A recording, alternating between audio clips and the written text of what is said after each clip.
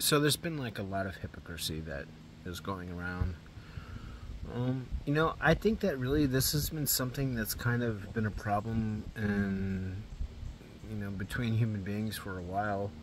I don't even want to say this age, although to me, I wasn't around 1,000 years ago, but it just seems that it's becoming a bigger problem to me than it has been in the past. The focus on drama and movies has gone down, it's gone up. Plays and the fiction was, to me, it seems it was pretty isolated, and the volume was turned down quite a bit than compared to it is today.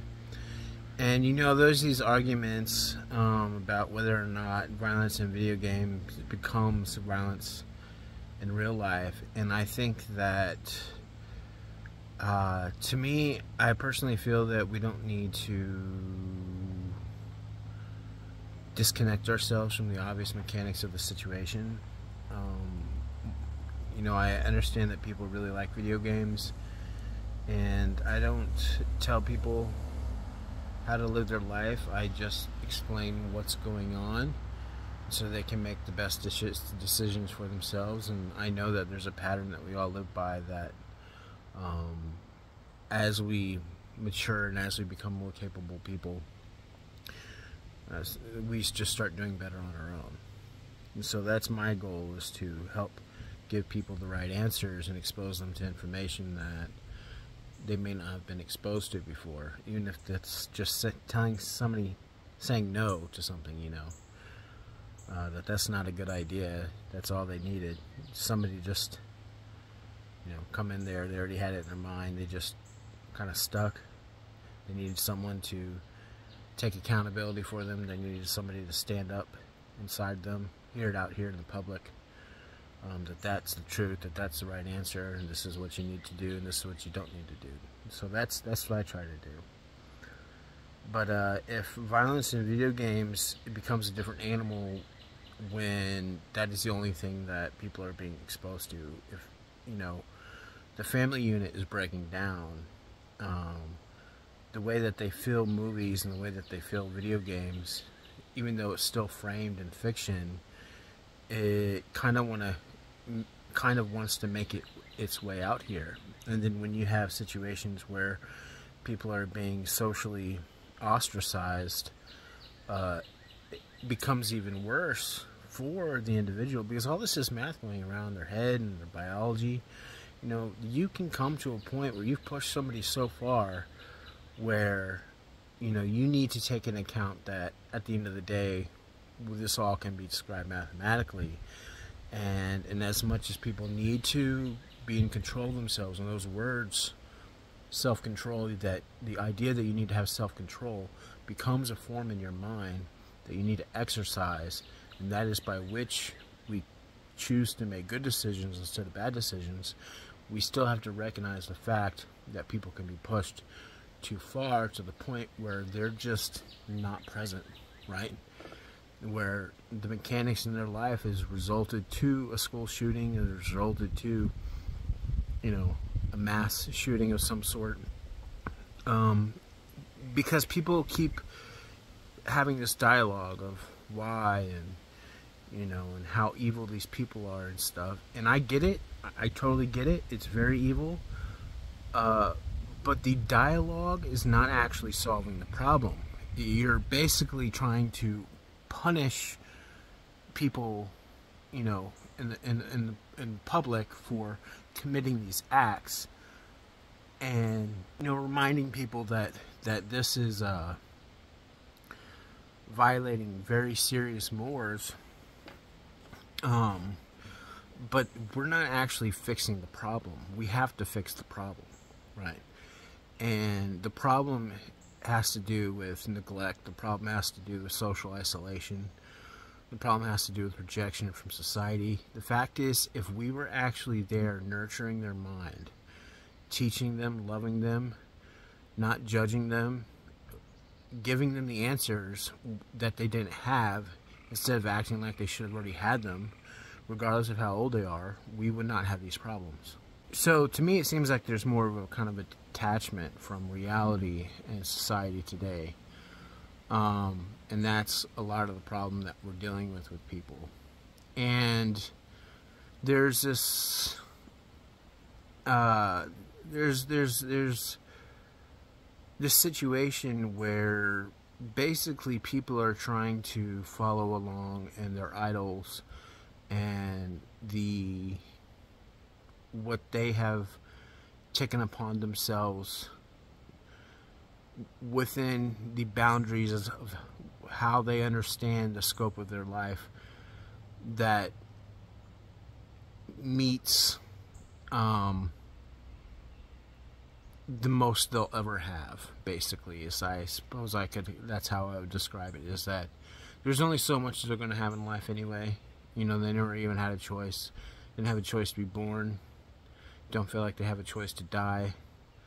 You know, how can they have a life that means something to them? And they draw their inspiration from movies, they draw their inspiration from video games, draw their inspiration from characters in history. And what they're willing to sacrifice is, if they don't have God's answers, it's going to be very distorted. And simultaneously, when you have people that do have God's answers, what they are willing to sacrifice looks possibly insane to somebody else. Except that we can judge what people are doing by the effect. And we have to be very careful with that, because Jesus did a very good work in the world, but the effect was also people becoming upset, right? So we're not looking at this very the face value of it. We're looking into the deeper mechanics of what's happening, what's going on, to determine, are they making a good effect in the world. Jesus made a very good effect in the world, but because the world's a very dark place, you know, there's a lot of turbulence over his presence. But ultimately, if you look at what Jesus said and you model doing what Jesus said, you can see that this is actually the pattern to our survival. And we have to do that. It's not like, you know, this isn't a competition. This is the pattern to our survival. It came from a man named Jesus Christ. It shows up in a book called the Holy Bible. It's you know, of course you can make anything debatable, but you can make whether or not you want to run headfirst into a wall debatable. And, you know, you say, well, why did... That's not supposed to happen. I'm not supposed to be bleeding and have a concussion. Well, you know, that's what happened. That's what happens. You run face first into a wall, you could be bleeding and having a concussion. And this is the same situation here. That, you know, if you want to have a bias towards it being somebody else, to being a different religion, to not being Jews, this stupid thing going on, I can't believe this is even like a thing still. But I suppose, you know, this is in the same domain of what I was just talking about, with neglect, that people are, you know, still harassing Jews. You know, it doesn't like what part did you actually have in any of this? Because me, I just woke up here. Like, and I said this earlier, I was born in 1985. My name's Adam. You know, I'm just here, man. You know, we're just trying to have a good life now that we're here. And where are the answers coming from? It's, you know, I give everyone credit for everything that they did. It doesn't really matter to me who it is, where culture they came out of. God blesses everybody, and everybody has something nice to give. And, you know, this came from the Jews. This came from a man named Jesus Christ. These are the right answers, and it would be really stupid not to do them. It's just stupid, because that's how we have a good life. That's how we live. See, when things are going right, that's what's happening. What Jesus said is actually what is happening, whether you're a Christian or not, when things are going right. And everything else is, it's not helping, right? You may think it's helping, like, well, we destroyed the enemy. You are not really seeing the situation and very clearly. They're not an enemy when you become educated in things like psychology and sociology and biology and neuroscience. They're not. I can't see people as enemies. I see them as a representation of their biology and their life experiences. And there are things that we could do that where this word neutralize is actually used in a lot better context. We can neutralize, and the word enemy is principalities and powers. Like the Bible said. This has already been said. So that's I read it. If you haven't read it and you're speaking against the Bible, you're really doing yourself a disservice, because I read these letters from Paul and these books written by the apostles, and it's really just about what it says to me, and words do mean something. But basically people can be caught up in a very big idea of themselves and what they're doing in a very limited scope of their understanding. And you may challenge them, you may approach them with facts, and they may come at you like, where did you get that? Where did you get that? Who did you hear that from? Right? So this is the kind of stuff that goes on. This is narcissism. This is a sickness in people's brains, and it is very widespread. So what you don't need to do is cater to the dialogue that they're giving you, that there is some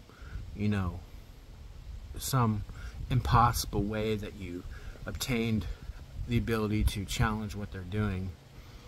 Don't be inflated yourself by their words in return as though you were doing something great, because the answers are normal to come to. The answers that we need to shut them down are easy to come to, because they're readily available in our environment from many sources.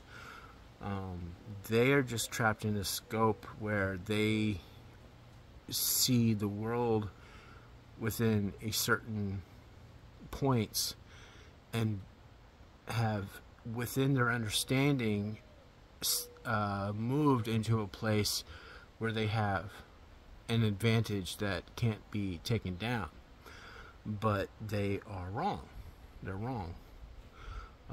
So it's just silly to cater to their dialogues that you came to some kind of impossible knowledge and be inflated yourself. You don't want to get mixed up in this. Their heads are sick. And simultaneously, like the rest of this conversation, you have to recognize the fact that they're human beings and they still deserve to be treated with respect and love. And they don't need to be demonized either. We need to look at them through how they actually came to this position biologically and psychologically, and help them just as much as we would help you or help anybody else. They're just as important. They're just in that situation right now. We need to get them out of that situation. So I think that concludes everything I wanted to say. Thank you.